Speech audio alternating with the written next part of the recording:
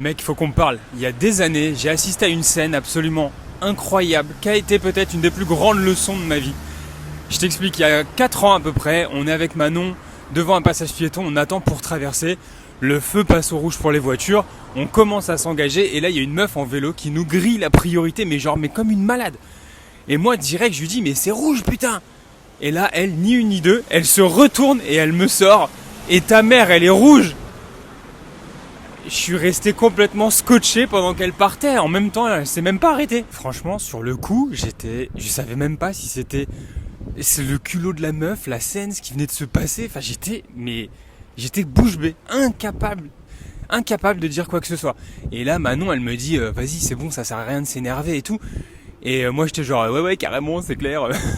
et en vrai, j'ai compris que ça venait réveiller quelque chose de beaucoup plus profond chez moi. C'était pas juste une histoire de quelqu'un qui me grille la priorité à un passage piéton. C'est venu chercher chez moi, est-ce que cette meuf sur son vélo, elle a réussi à me renvoyer? C'est qu'en fait, il y a plein de moments dans ma vie à cette époque-là où en fait je ferme ma gueule.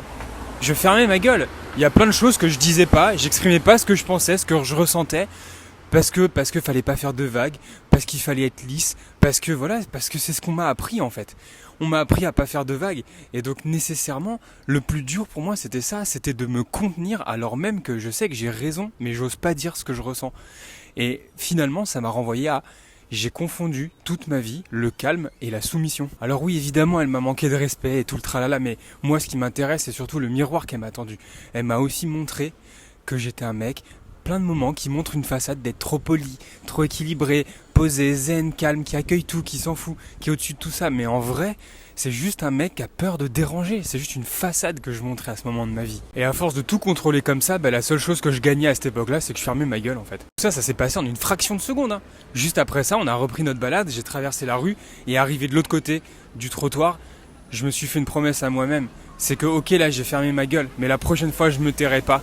Pas pour être violent, pour être authentique. Je crois que je remercierai jamais assez cette meuf sur son vélo de m'avoir permis de comprendre que je peux enfin ouvrir ma gueule sans passer pour un connard. Et rappelle-toi, je te donne pas la vérité, je te partage juste la mienne. Dis-moi si tu comprends en commentaire, mec.